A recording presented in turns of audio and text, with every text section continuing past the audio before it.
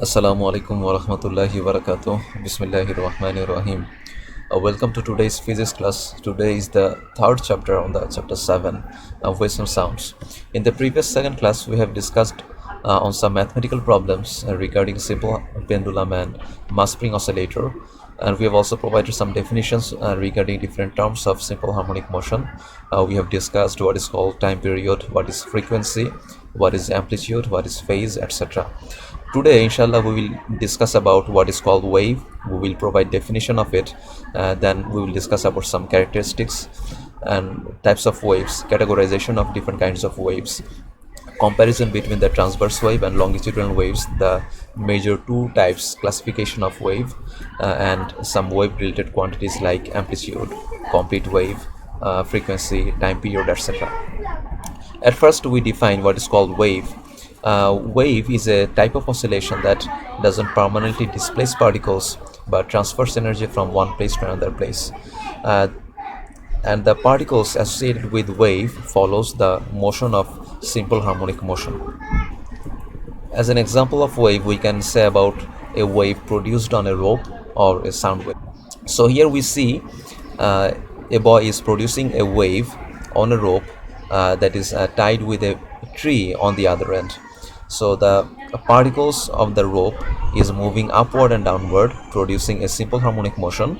The particles are not displaced permanently. The particles actually move upward and downward for temporary time from the point of equilibrium, but doesn't displace permanently. But what happens by this process, energy is transferred from leftward to rightward position.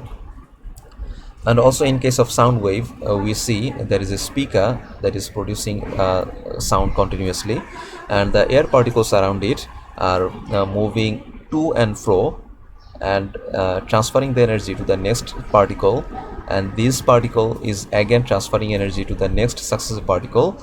By this process, energy is transferred, but the particles again come back to the point of equilibrium. Now we will discuss about some characteristics of wave. For mechanical waves, a medium is necessary for propagation. Most of the waves are mechanical waves. They need some kind of medium, either liquid, solid or gas. But some other kind of waves are called non-mechanical waves, or they're also called electromagnetic waves. They're the exception of this discussion. The particles of the medium oscillate but does not displace permanently. Here we see in case of sound wave, the air particles oscillate but does not move, displace permanently from the equilibrium position.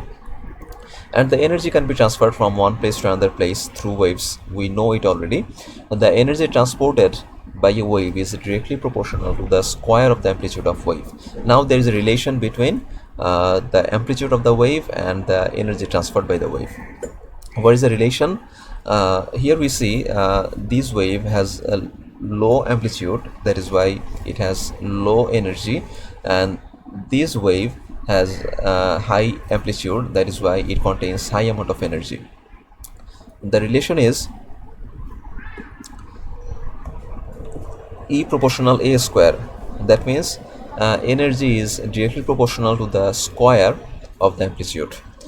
That means if the amplitude is tripled, made thrice times, then the wave will have a ninefold increase in the amount of energy. If the amplitude is twice times, the energy will be 4 times than of the previous. Every wave has a velocity. Velocity depends on the nature of the medium. The same wave has different values of velocity at different kind of medium. For example, in air of 0 degrees Celsius, the velocity of sound wave is 330 ms inverse 1, while the velocity in liquid water is about 1439 ms inverse 1. And the velocity is more in a tight rope than that of a loose rope. In a tight rope, velocity is high, and in a loose rope, velocity is low. So we can observe this phenomenon in this video. This is a demonstration of wave speed on a rope. The wave speed depends on the tension in the rope in an inverse relation, well, in a direct relationship actually. So if we don't have much tension in the rope, wave speed is fairly slow. But as we increase the tension in the rope, the speed increases, and then at higher tensions and yet higher tensions, the speed gets very. Reflection and refraction occurs for waves. We know about reflection. Reflection is the coming back of the wave by getting obstructed to a hard surface and reaching to the initial position, or by making some angle with the hard surface. That is called reflection. But refraction can also take place. For example, a sound wave that is produced inside the air that can also travel through the seawater or river water and go beneath the water by the process of refraction. And phenomenon called superposition can take place. Superposition is the combination of two waves at the same location. That means two waves can merge together to produce a great effect, or two waves can cancel each other to produce a zero effect. Two type of phenomenon can take place by superposition. Number one is called constructive interference. Here we see constructive interference occurs when two identical waves are superimposed or merged together, which are in phase. Here we see that two waves are now superimposed and which are already in the exactly same phase. That is why the resultant effect is much more higher. The amplitude is highest now. And another kind of phenomenon can take place, that is called destructive interference, when two identical waves are superimposed exactly out of phase. When the waves meet, so here we see the two waves now at the opposite phase. The result is now zero. So they're exactly out of phase and the resultant wave is zero, resultant amplitude is zero. That is destructive interference. Now we will discuss about the types of waves. In one way, we can categorize the waves based on the requirement of propagating medium. So by this process, we can categorize wave as mechanical wave or electromagnetic wave. So what is called mechanical wave? If a medium is necessary for the propagation of wave, that is called mechanical. If there is no propagating medium required, that is called non-mechanical wave or electromagnetic wave. As an example of mechanical wave, we can say about sound wave, as a propagating medium is necessary for propagation of sound. In case of electromagnetic wave or non-mechanical wave, we can say about X-ray or visible light, which doesn't need any kind of medium for propagation, but they can travel also through transparent medium like air or glass. And that is one type of categorization. And the type of categorization is based on the direction of particle movement. We can differentiate waves into two categories. One category is longitudinal and another category is transverse. So what is called longitudinal wave? The longitudinal wave is a kind of wave where the direction of movement of particles is in parallel with the direction of the movement of energy. Here we see the energy is being transferred to the rightward direction, and the particles in the slinky or spring moves rightward or leftward position. That means in the parallel direction of the movement of energy. And another type of wave is called transverse wave. Here we see, if we consider this right side, energy is propagating to the right direction, but the water particles are moving upward and downward, which is exactly at the perpendicular angle with the direction of the energy flow. That is called transverse wave. Now we will categorize some common waves. We have discussed about it. What type of wave is sound wave? In terms of mechanical or electromagnetic, sound wave is a mechanical wave, and in terms of longitudinal or transverse, it is a kind of longitudinal wave, because the direction of particles is parallel with the direction of movement of energy. In case of water wave is also a mechanical wave, but that is a transverse wave. Wave on a slinky or spring produced is a mechanical wave, but that is also a longitudinal wave. X-ray and visible light that is electromagnetic wave, and there is also transverse wave.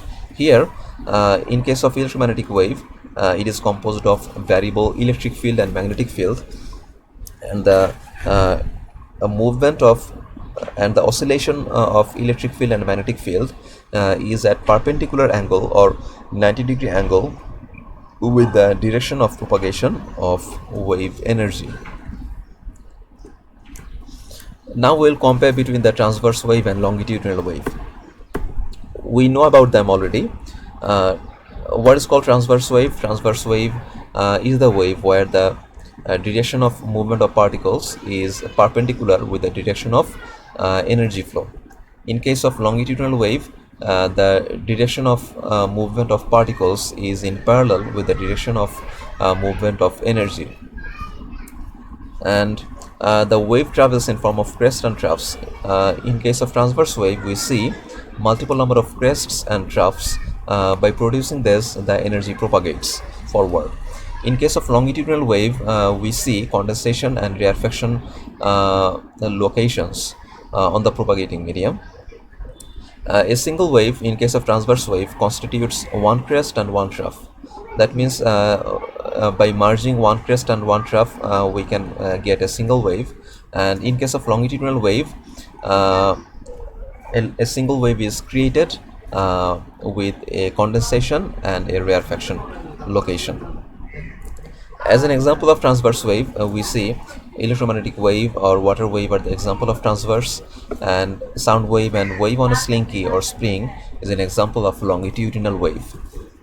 Now we will define some wave related quantities like what is called complete oscillation.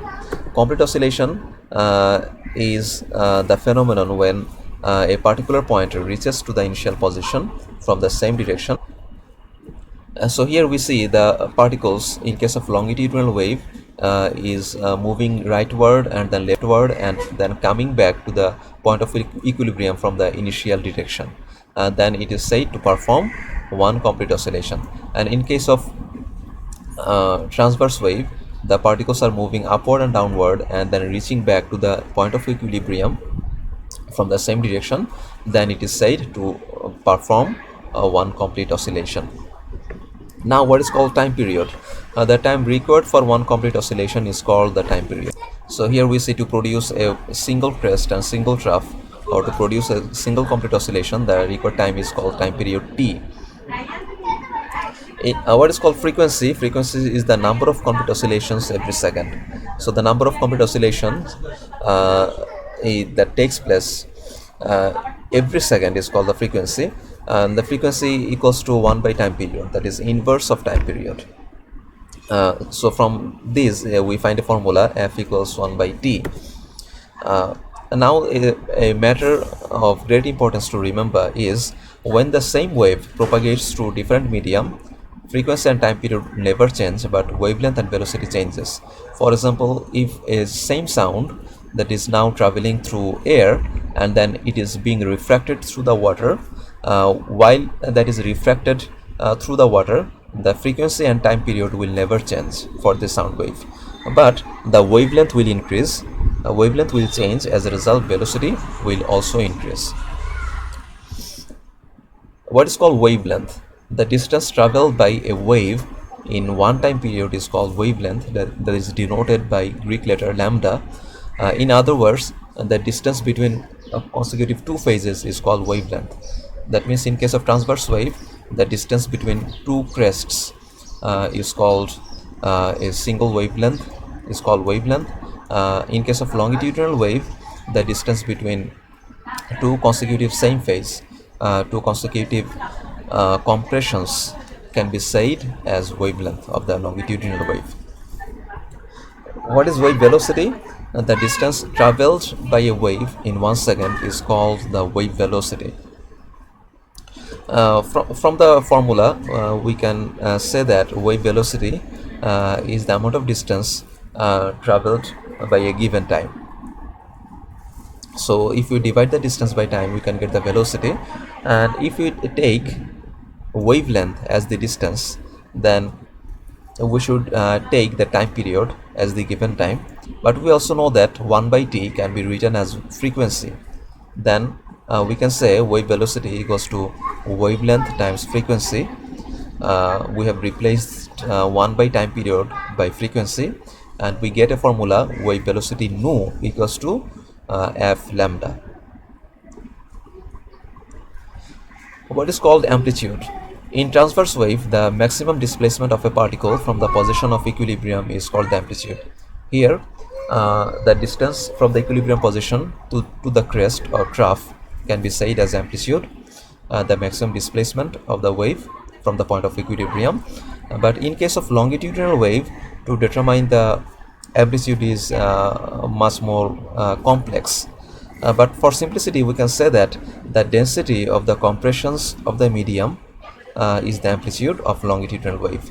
Here we see the amount of the density of the air particles in this sound wave or longitudinal wave is called the amplitude of the longitudinal wave. Is there is more amount of density inside of compression, then it is said there is more amount of amplitude.